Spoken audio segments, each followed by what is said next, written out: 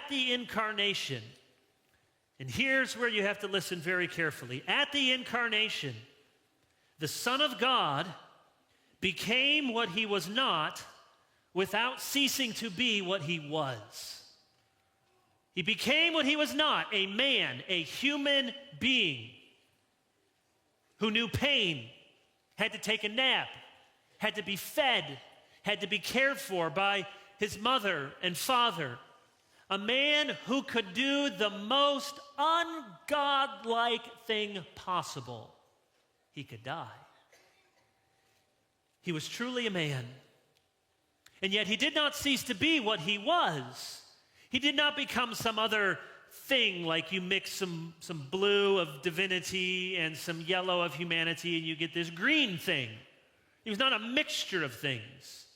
He was not the separation of human and divine, but in one man, Jesus Christ, fully God and fully human.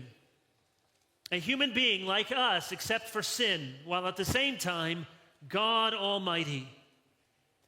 So if Mary gave birth, as Matthew tells us, to Emmanuel, God with us, that's the baby that came from her womb, God with us, then how can she be anything but the bearer of God?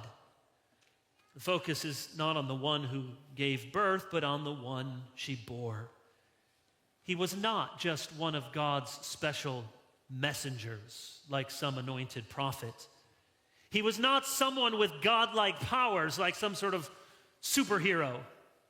He was not like one of the Greek or the Roman gods, who was one of many gods in competition with others, great powers, but great failures, fickle.